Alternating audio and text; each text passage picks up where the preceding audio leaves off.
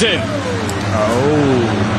Jet Lawrence, a good start today. Justin Cooper up the inside. Can he hold it in the 32? And he does. Justin Cooper to the lead. Second, third, or first all year long. But it was the wins that really got Jet Lawrence in there. As and he's trying to get one right now. Still trying the inside lines. And Cooper again able to beat him to the exit. Second card is up. We've talked all about it. We've watched practice and qualifying. We've theorized. We've bench raced. Now it is time to go. Race him up. Side by side we go. Jet Lawrence, Justin Cooper, and Bowen. Chase Sexton. Anyone else get up in the mix? They have been 1-2 in the last 7 motos of this championship. Here we go.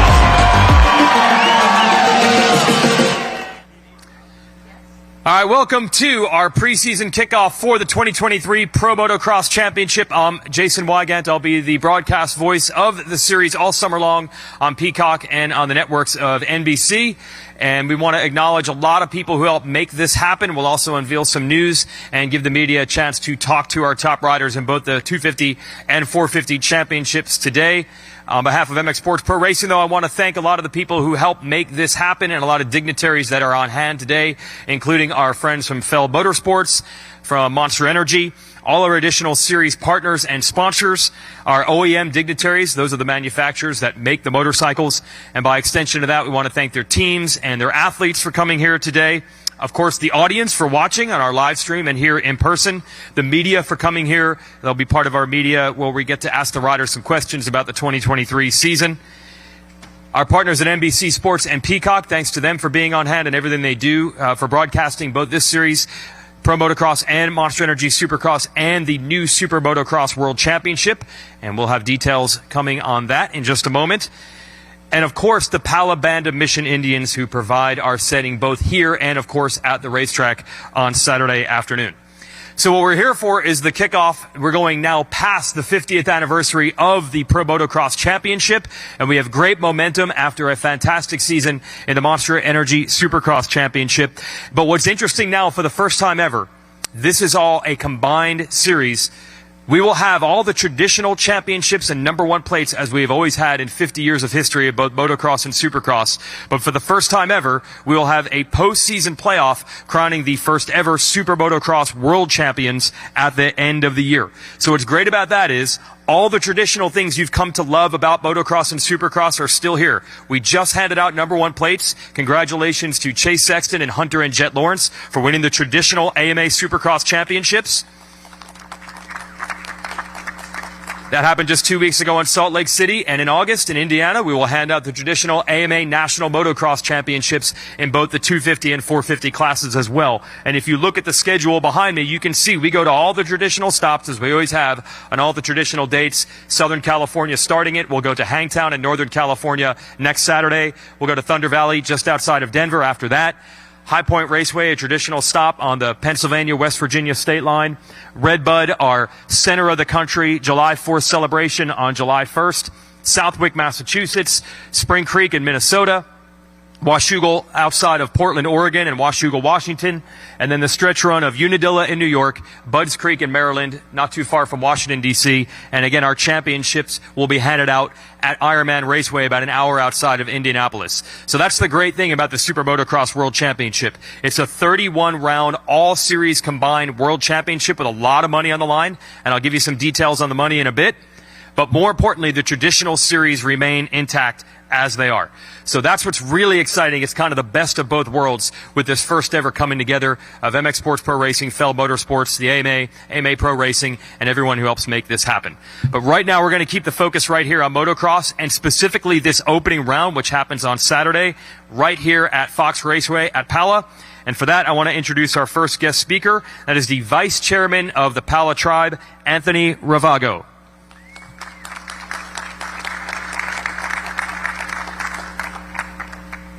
Good morning and welcome here to Pala Band of Mission Indians Casino and here in our village, which we call as our village.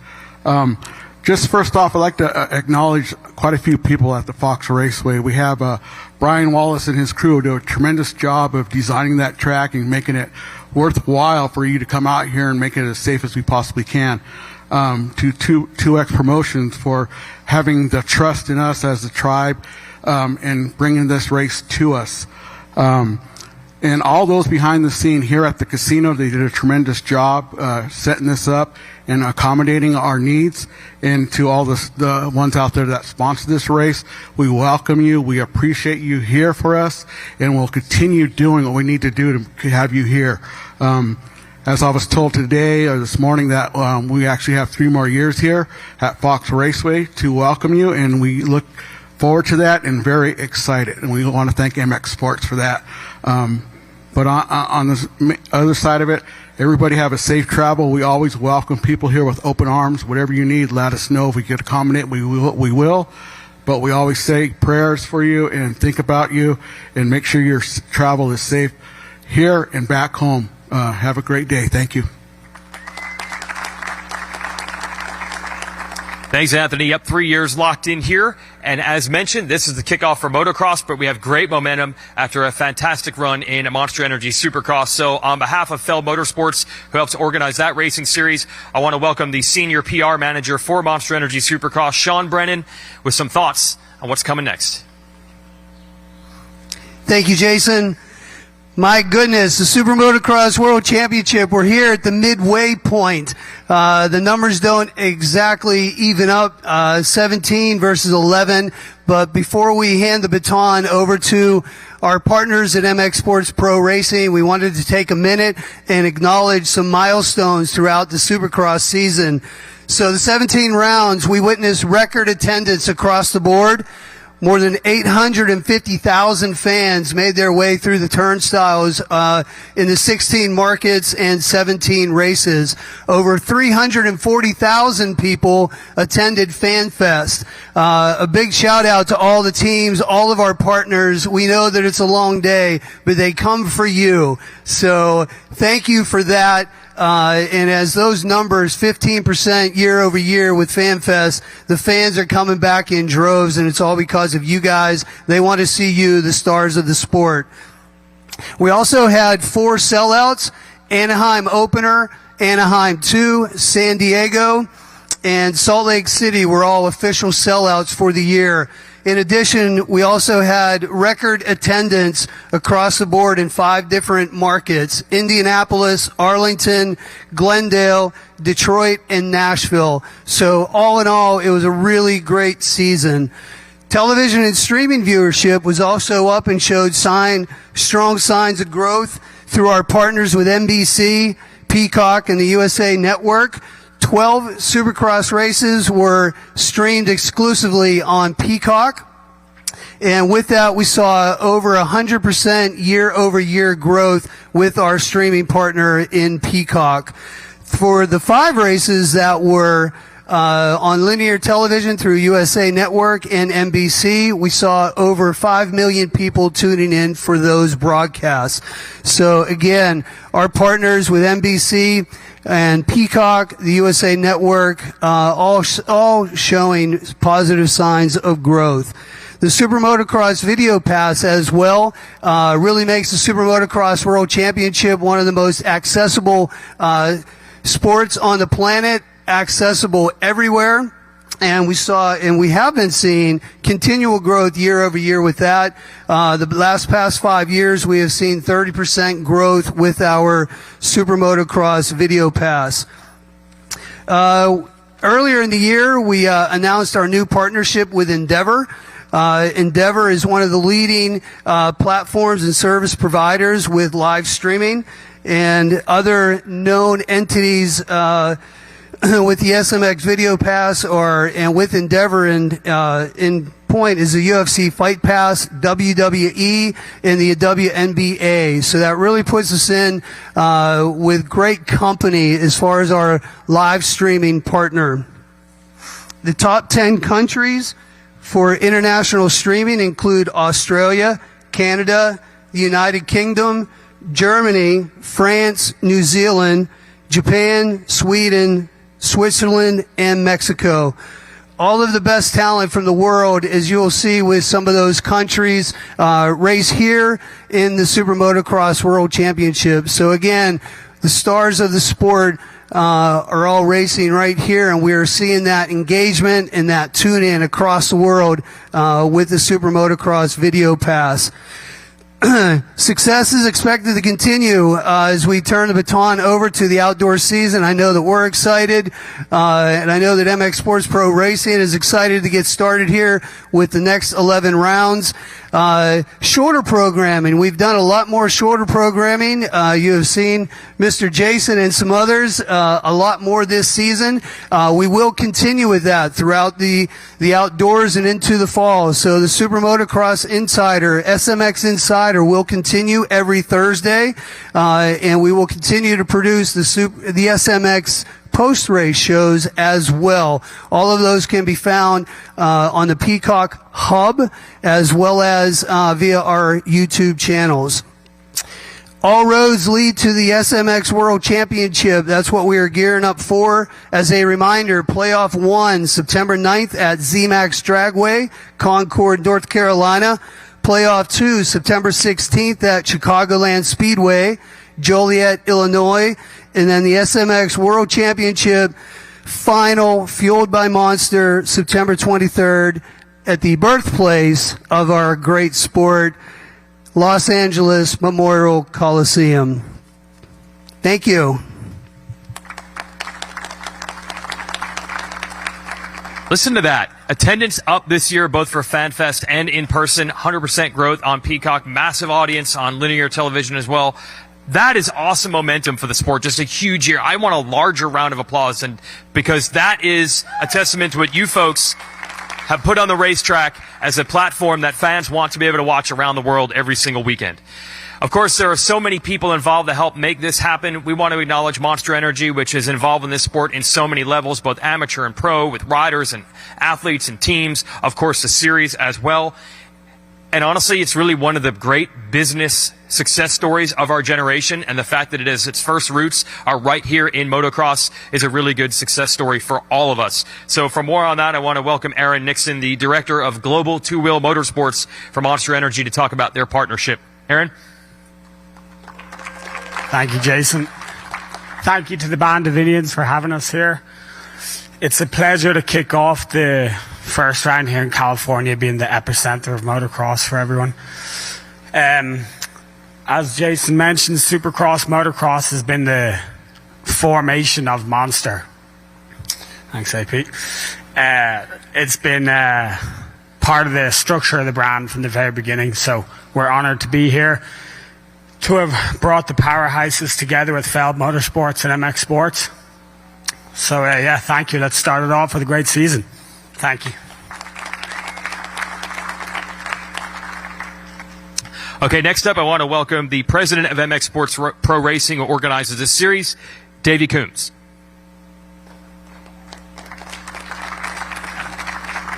Thanks, Weege, and to reiterate how stoked we are to be here at Fox Raceway and Pala, the commitment that they're making. When you guys get out there and get to ride that track later today, it's fantastic. The weather's cooperating, and we're going to have to really have our work cut out for us if we're going to match what our friends at Feld Motorsports did with Supercross this year. Anyway, welcome to everyone who is transitioning over from Supercross. Congratulations to all the people at Team Honda back there. I know that was a long time coming, and between Chase, Jet, and Hunter, I don't think that's ever happened that 3 champions came under one tent. And look forward to seeing what you guys can do. We are crowning 2 new champions this year, because unfortunately, we'll address the #1 bike in the room. Eli Tomac, our perennial defending champion, had that unfortunate injury. We wish him and his family, a full and speedy recovery, and I hope he takes the summer off and enjoys watching these 11 rounds. I also want to say welcome to Gene Crouch of AMA Pro Racing, as well as Mike Pelletier of AMA Racing. As Sean was saying, we're trying our best to streamline everything, to work together, one common rule book, one common sanctioning body. So for the first time since 2009, it'll be the AMA, the same officiating crew that did all of Supercross will be doing outdoor motocross, pro motocross, I guess I should say, as well as the Super Motocross World Championship. And Gene, just thanks for you guys in Daytona for your unwavering support. It's been quite a fun ride these last 15 or so years, and I think that the turnaround in the series from where we were back then speaks volumes to that. Some of the things that we have different, you guys know we went with the metal starting grates. That was actually a big deal, but we did that in coordination with all the OEMs and the teams that we spoke with. I want Team USA to win the Motocross of Nations worse than anyone, except maybe the guy sitting back there in the last row, Roger DeCoster. And one of the ways to help ensure that is to be consistent with our starting grid like we have in Monster Energy Supercross, like our friends at MXGP have, and like we'll be seeing at the Super Motocross World Championship. So, it's a small change, but I hope it's a significant one and that we can keep the ball rolling just like we did at Redbud last year when Team USA won after one very long dry spell. And speaking of Redbud, right there is Amy Ritchie in the front row. A lot of people don't realize that's Tim Ritchie's sister. And they are celebrating their 50th year on the Pro Motocross schedule. And that, of course, is a big number. The Ritchie family does a fantastic job as one of the pillars of this series. And so for this year, because it's the 50th, we want everyone to get your retro on and come out with some stuff that salutes the history of not only that event but the whole series. Also, 1974 was the first year that Hangtown, where we're going next week, was on the Pro Motocross schedule. Unfortunately, it's their 49th national because they had to sit out 2020 due to COVID. But we're really looking forward to getting up there with the Dirt Diggers and celebrating. But they're well past their 50th birthday. They were around long before the series, but this will be their 49th next week.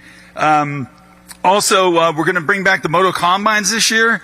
As you know, we started this a couple years ago with input from some of the people in the industry, including Kawasaki Team Green's Ryan Holiday, who thought it'd be a good idea to give aspiring riders a good chance to see what a pro event was like, to go through sort of a combine, if you will, ride the tracks, work with coaches like Chad Reed, Mike Byrne, Buddy Antonez is one.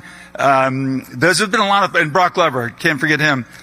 Those have been a lot of fun, and we're starting to see the fruition of that program because guys like Hayden Deegan, Ryder DeFrancesco, Chance Hymas, they're lining up on Saturday, and they came through that program, so we're looking forward to bringing that back. Finally, this Super Motocross thing that we've been talking about all year, the fact that it's finally coming to fruition, it's already paying great benefits for not only Supercross, but Pro Motocross. We were able to raise our purse 42% from last year, after, the input and the increase in what NBC and Peacock are doing. We've got the best streaming package we've ever had. It's going to be like that for the next 5 years. That continuity is really important. And also, they tell me all the motos will be run uninterrupted with commercials, which is a big change from the past. Yeah, Aaron Plessinger loves that. But it should be a really fun series. So anyway, I'm going to get back out on the racetrack and just see where I can help out.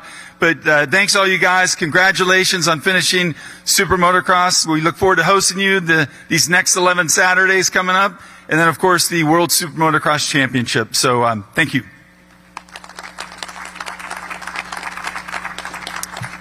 Yeah, thanks, Davey. Yep, 42% increase in the purse this year. That's just for motocross. And then there's a huge additional influx of money coming in the Super Motocross World Championship when the season ends. That is September. That's 3 new playoff races. It's a $5.5 million addition.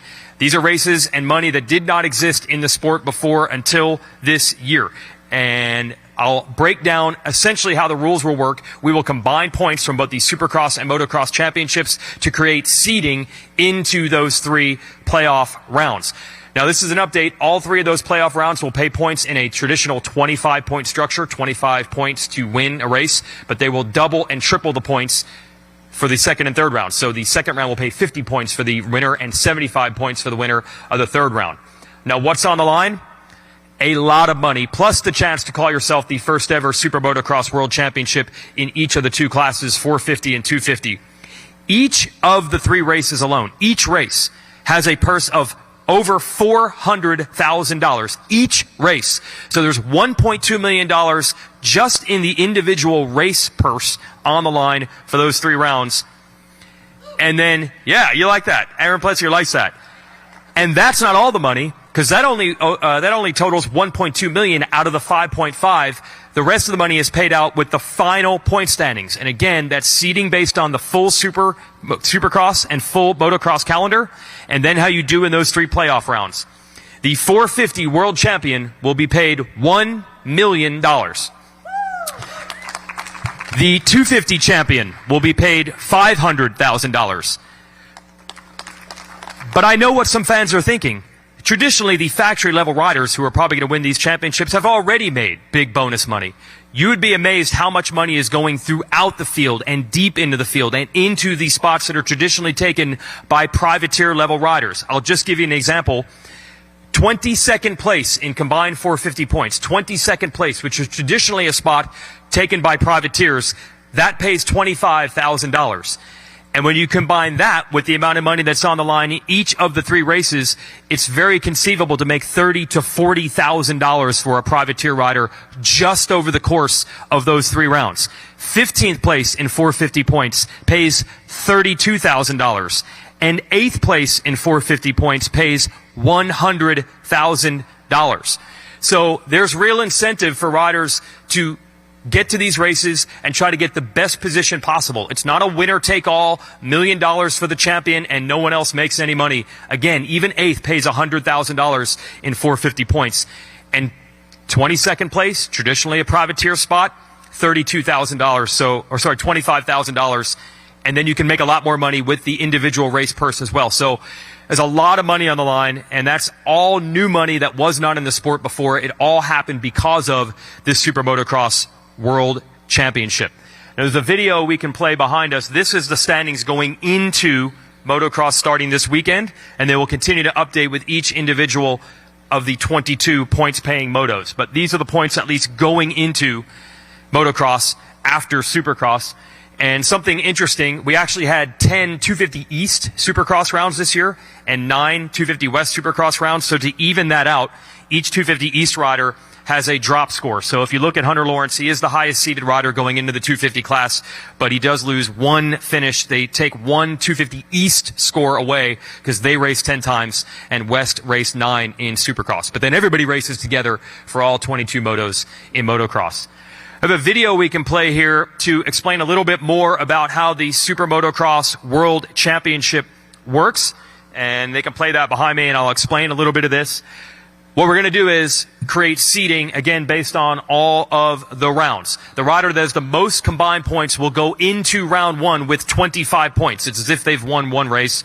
And the rider ranked 2nd will go into round 1 with 22 points. But even if you're in the top 10 in combined points, you're only going to start 10 to 11 points behind. So it's possible for someone who was only 10th in combined points, perhaps a rider who missed a lot of time with injury, to get hot at the right time going into the playoffs, win some races. It's $100,000 for each individual race win, and potentially even win the championship and the $1 million bonus in the 450 class or the $500,000 in the 250 class. 25 points on the line at round 1 of the playoffs, 50 points on the line at round 2, 75 on the line at the finale at the Los Angeles Memorial Coliseum. And that means it's going to be a winner-take-all showdown no matter how the math turns out going into the final race. And as we saw in the Pro Motocross Championship last year when Chase Sexton and Eli Tomac were dueling right to the end, that is fantastic entertainment for the fans watching and the fans in attendance, as well as those watching on Peacock, to have that much money on the line, that much prestige on the line, and a point structure that'll almost guarantee that we're going to have pressure-packed racing right to the end. So that's really cool to have that addition to the series. But if you're a motocross traditionalist, we're still going to give you 22 motos of 30 minutes and 2 laps at the traditional stops on the traditional dates. Really, really exciting to do that. And the final piece is the broadcast partnership that we have with Peacock. As Davey said, we will have uninterrupted, no commercials during the motos this year if you're watching on Peacock. And also, we're going to have 4.5 hours of continuous coverage because for the first time in a long time, we're going to introduce a break between the first and second motos. There will be a 30-minute break between the end of 450 Moto 1 and the beginning of 250 Moto 2. This is certainly great for the athletes and teams to have more recovery time and more time to work on the motorcycles. But it also allows us on Peacock to introduce a halftime show for the sport for the first time ever. Going to be proud to be working with my broadcast partners this weekend. We'll have Jason Thomas on the track and the great James Stewart in the booth alongside with me. We will host a halftime show during that 30-minute break. That's new for the sport this year. We'll also have Race Day Live, which is an hour-long coverage of the final practice sessions every Saturday morning starting at 10 o'clock local time. So an hour-long pre-race show with practice coverage as well. Throughout the season, also will be joined in the television booth by Ricky Carmichael, and Will Christian will help report from the racetrack at certain races as well. NBC will carry live network coverage at 2 rounds, Southwick and Unadilla, but for the first time ever, NBC will cover 2 straight hours of racing. In the past, they've only done 1 hour, and that allows us to cover both the 250 and the 450 class on NBC. That's a big, big bonus. We get a lot more eyeballs on the sport, and by being able to provide both classes on NBC, all of our young athletes and our traditional champions in the 450 division will get that exposure. Also, USA Network will provide next day coverage for Spring Creek and Budds Creek. And don't forget, if you're watching from outside the U.S., the Super Motocross Video Pass continues as well. And now you can get a 50% discount on that as we begin the Pro Motocross season. And as Sean Brennan mentioned, thanks to Endeavor Streaming, really the best in the business when it comes to live sports streaming for helping power that. So if you're outside the U.S. and you hear about Peacock, don't worry, you get the Super Motocross Video Pass for all of your needs as well. And we also want to acknowledge the official charity of the Pro Motocross Championship, which is Road to Recovery. We have a really, really exciting season-long fundraiser going here. Brian Barnes, the great and legendary former voice of Washougal. Anyone who's ever raced at Washougal has probably been woken up early on a Saturday or Sunday morning with Brian Barnes' famous, "Good morning, Washougal." Well, for all the years that Brian was the track announcer, he was collecting rider jerseys, and he has now donated his rider jersey collection, which goes more than 30 years deep, to Road to Recovery. Legendary riders, both modern and from the past. We have a massive jersey collection. It's over 300 items. So Road to Recovery is going to roll this out. We're not going to auction 300 items off in one day. Throughout the season, we're going to auction these items off in waves. It will start on May 27th, and all the money goes to Road to Recovery, which is a charity of choice for the Pro Motocross Championship. Great charitable work all season long by Monster Energy Supercross as well, so it's always great to give back. Okay, those are our announcements, but I know the media and the fans are here to hear from the riders. So I'm going to introduce our 250 class of riders to the stage. I'll start it off with one question, and then we'll open it up to the media. So I'll welcome our 250 riders up. I'll announce the names and the teams of the riders we have assembled. They can come out on the stage. Today we're going to be joined by Justin Cooper, Monster Energy Yamaha Star Racing. Hayden Deegan, also a Monster Energy Yamaha Star Racing. RJ Hampshire can come to the stage of the Rockstar Energy Drink Husqvarna Factory Racing Team. Levi Kitchen of Monster Energy Yamaha Star Racing. Hunter Lawrence, the new 250 Supercross East Champion of Team Honda HRC. Jeremy Martin of the Muck-Off FXR Club MX Yamaha Team. Michael Mosman from the Troy Lee Designs Red Bull Gas Factory Racing Team. Joe Shimoda of Monster Energy Pro Circuit Kawasaki. Tom Vial, the MX2 World Champion, coming over from the MXGP Series of Red Bull KTM Factory Racing. And Robbie Wageman of the Bar X Suzuki team. Thanks for having so many athletes on hand. We'll have an open media session here. We'll also give one-on-one time after we're done with our press conference. And then just after 2 o'clock, we'll have the riders geared up and riding at Fox Raceway, so you'll have the opportunity to see them and get photos and videos of them on the track, again, at a little past 2 o'clock this afternoon. So I'll give the media a chance to ask a question. I'll just get it started off. I'm going to go to Jeremy Martin first. Jeremy's actually fourth now, tied for fourth all time in wins in this class. We didn't get you in this championship last year due to injury. You're on a new team this year with Muck-Off FXR Club MX. How's the preseason prep, and how excited are you to just be back in the great outdoors? I'm really excited to be here for the great outdoors, breathe some fresh air, get out of those Supercross stadiums. made it through Supercross this year, which I was very happy about. And I'm starting a new chapter with the Club MX Muck-Off Yamaha team, and I'm excited. I'm racing this year. The boys are going fast indoors. You know, with me missing a couple seasons, I really noticed the pace is elevated, and I'm expecting the same thing outdoors this year. So I'm excited to mix it up. All right, that's Jeremy. I'll open it up to the media. We should have a microphone out there. And just raise your hand if you have a question. We got a ton of riders here, and we'll let you ask quite a few.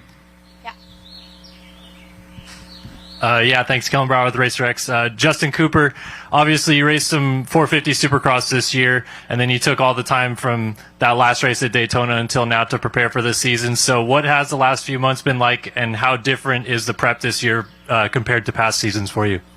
Yeah, I would just say a lot more outdoors for me. It's I kind of got a little bit of the same last year. When I came off my injury, there was no point for me to really, I guess, come back to the series. It was still hard to even ride with what I had going on. So it was pretty much all outdoor prep last year for me too, but just I would not as intense. It was kind of just getting the feel of the bike back, and with that much time off the bike, it was really tough. So this year we've been healthy coming in, and we've had a lot of time to work on the bike and get set up for this series. So it's been quite a grind, but yeah, now we're here. It comes fast, so we're here to enjoy this. Alex Gobert, MotoOnline.com. For Hayden Deegan, for you, obviously a really successful Supercross season. How important will that experience be, you know, now that we're coming back to the outdoors, and for you, your career continues to evolve? Yeah, I'm super excited for outdoors, especially this year. Last year, when I did those 2 rounds, wasn't the greatest. So, yeah, definitely the Supercross season. I'm mixed it up with some faster dudes and got comfortable racing with those guys. So I think it's going to be good for outdoors. Mike Lindsay, Vilomex. Question is for Red Bull KTM's Tom Vial. Tom, yourself and Jeremy Martin are the only two up here with championship experiences more applicable to this style of racing. For you, coming over from GPs, what do you think will be the toughest situation for you? Your competitors, the fact of the extreme heat we have in the U.S. compared to what you've raced, or even the difference in bike setup from a GP bike to U.S. series?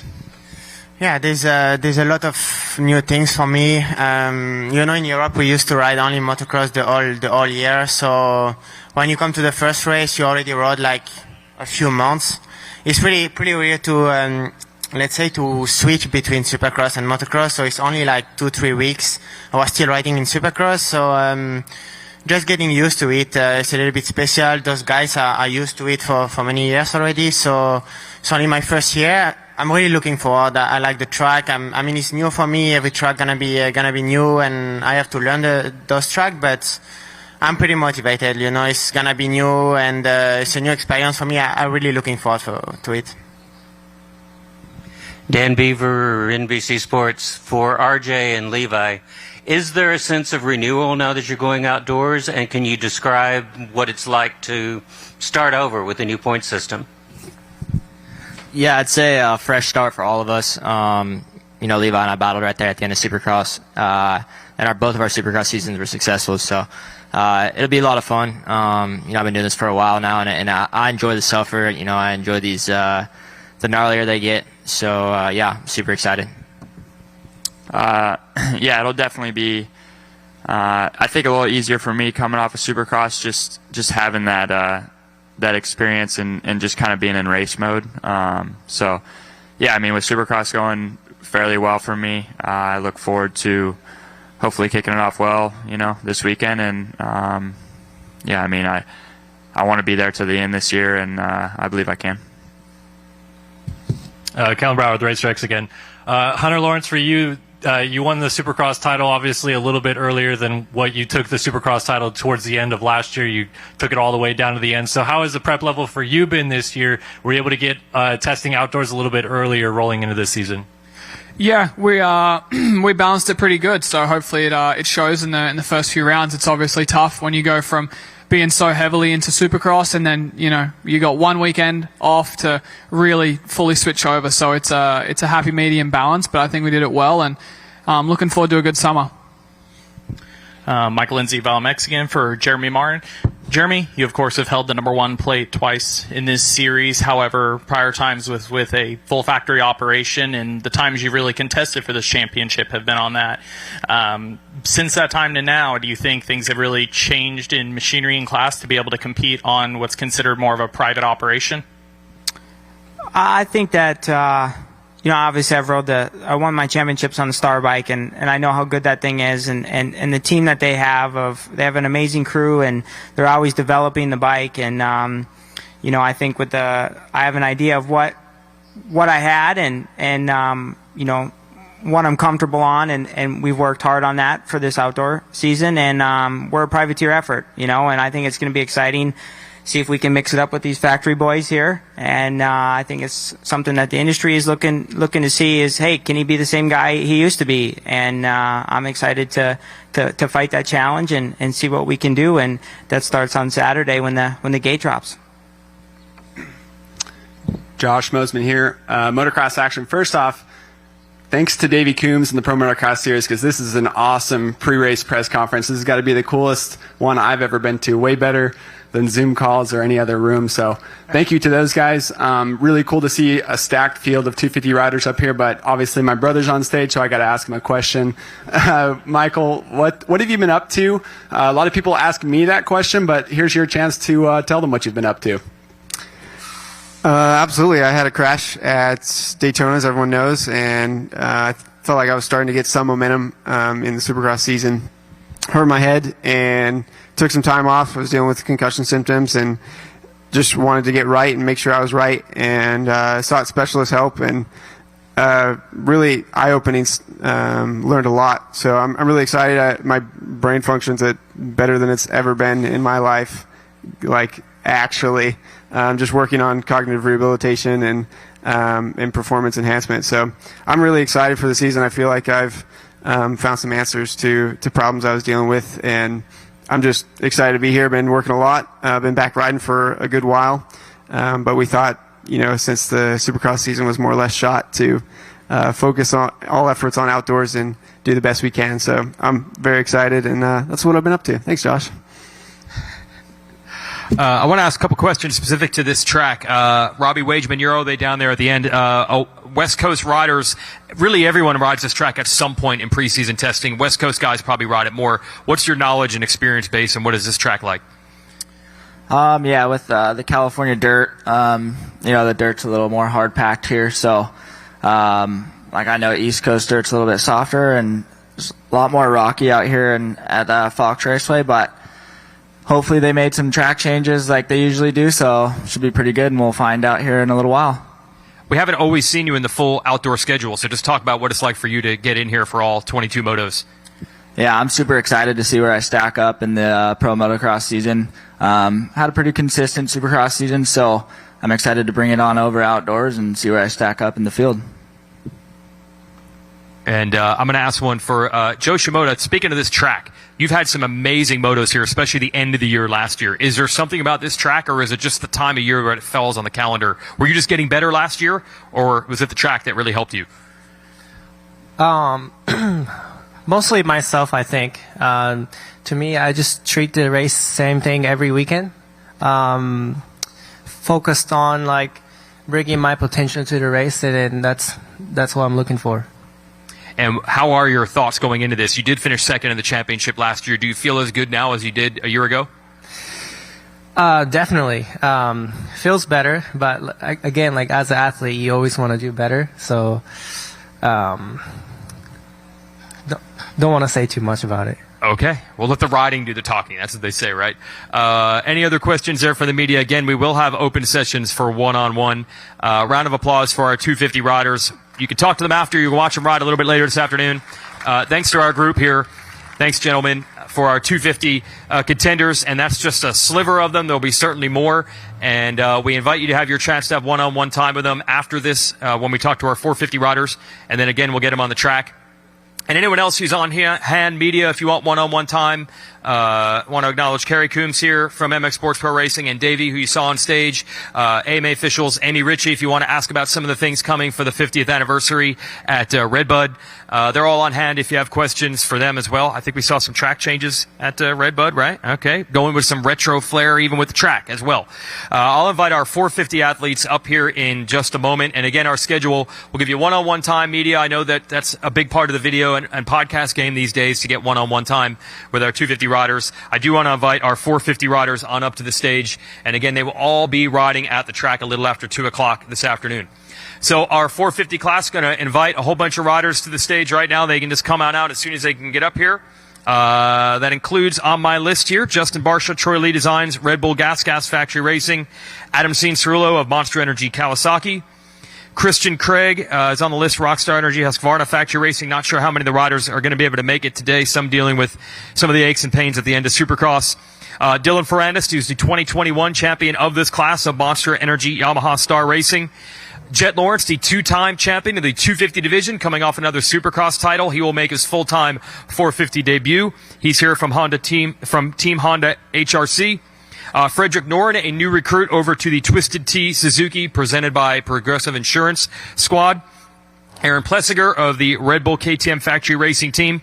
Chase Sexton, last year's 450 motocross runner-up and the new Monster Energy 450 Supercross champion. And a late addition, great to hear the news that Cooper Webb of Red Bull KTM is back starting here at round one in a quick recovery from some injuries in Supercross.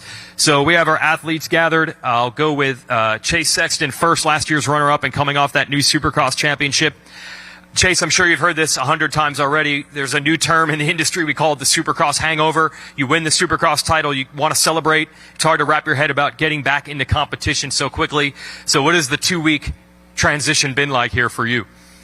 Yeah, so I flew home from Salt Lake on Sunday, and then it was back to outdoor testing on Tuesday. So I think it's honestly made me more motivated to come out here and win. And I don't know. I don't feel like I have that kind of lack of motivation right now. It was the first week back, I tested 3 days and I put over 7 hours on my bike. So it was right back to work and looking forward to this championship. Okay. I'll open up to the media questions for our 450 panel. Kellen Brower with Racer X. I'll go to Cooper.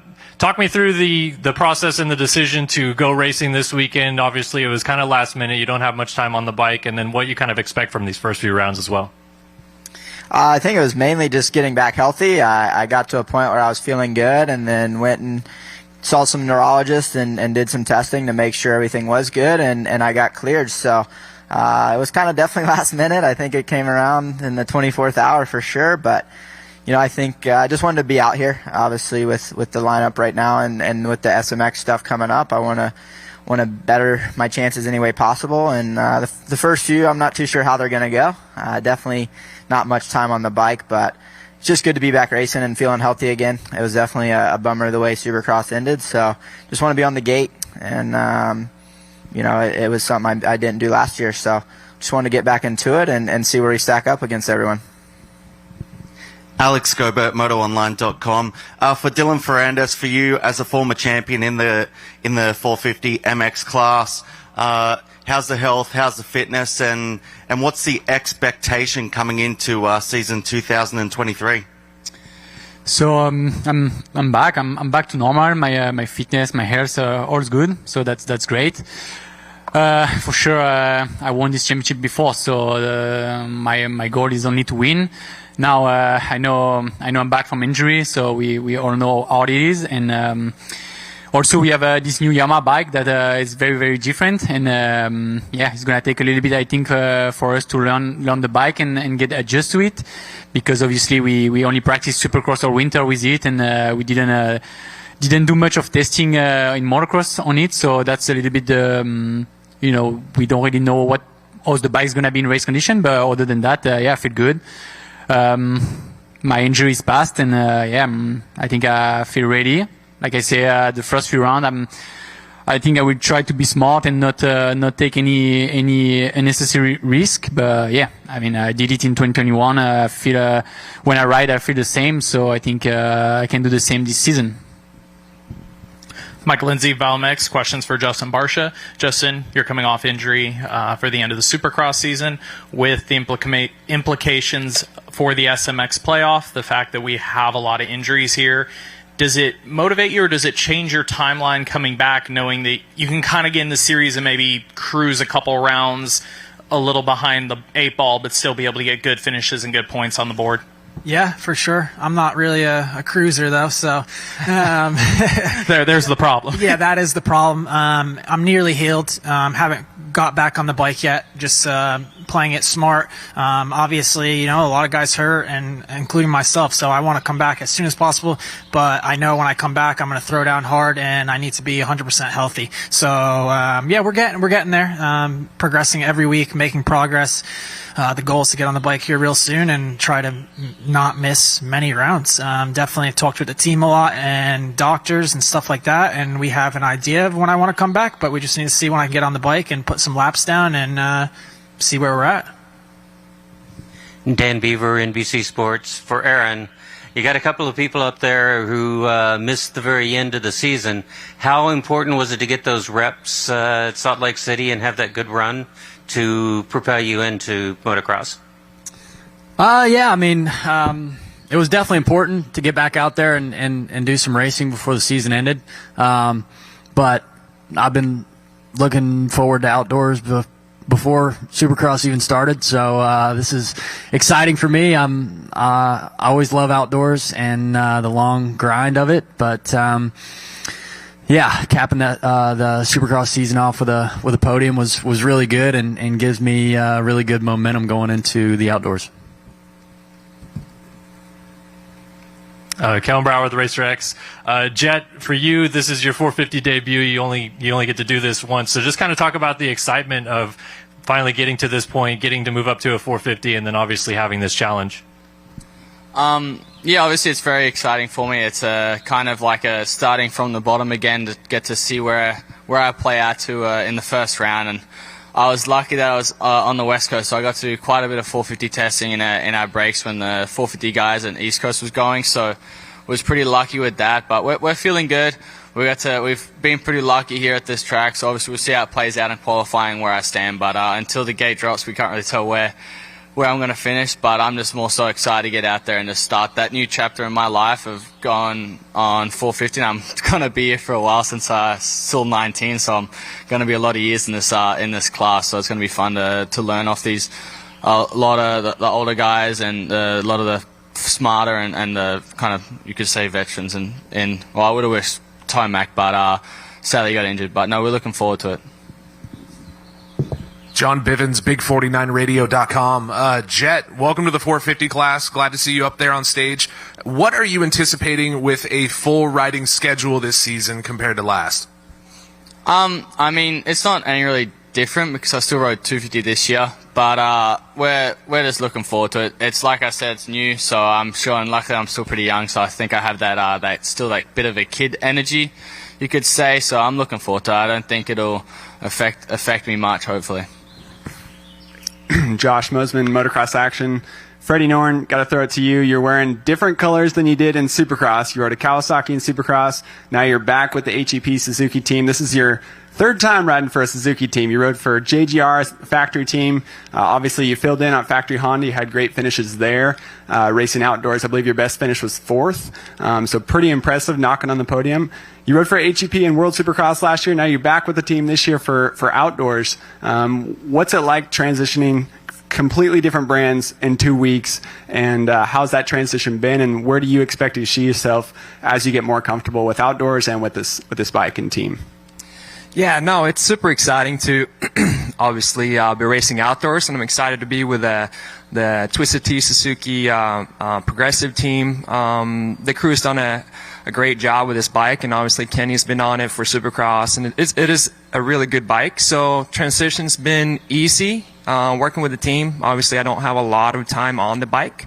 First few rounds, definitely going to kind of see where we stand. But I feel real good. I feel comfortable on the bike. I expect myself to have my best season yet in my career. So it's kind of what we're aiming for. Try to be up there, race with these guys. Everyone's super fast. So it's going to be fun, though. I'm excited. Alex Gobert, MotoOnline.com again. For Chase Sexton, last year we saw you have such a good battle outdoors in terms of the championship.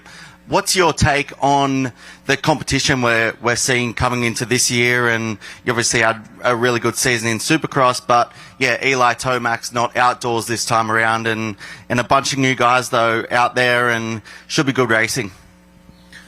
Yeah, I don't expect it to be any easier. My goal for me is just to improve off last season.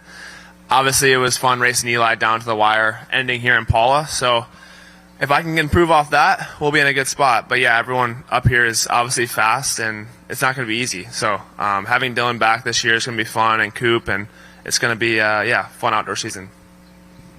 Mike Lindsay, Violmex for Adam Cianciarello. Adam, it's changed a lot over the last couple of years. Being a journalist that's based here in SoCal, we're used to the couple weeks before the race pretty much seeing everybody out here testing, riding. You're one of the few we've seen. It's no new that everybody has facilities back east, but it's definitely seemed to shift it a lot. What are the pros and cons of being east versus west space before outdoor starts? And also, can we expect a pre-race podcast out of you this week? Yes, we actually just wrapped up the second episode of the podcast yesterday, so that's been exciting for us. I feel like I've done it backwards. I feel like typically early in the careers, like the good guys, they stay in California, and then as they transition to 450s, it seems they spend more time in Florida. And for me, it was more of course, to be out here with the team and to be testing and able to tinker with the bike, and that's been really helpful. My crew chief, Oscar, and my mechanic, Justin, those guys have been so great. I mean, they come to the track. It's a little bit more work for them, for sure, because they're coming to the track during the week, but that's been great. But it's more of a personal decision for me.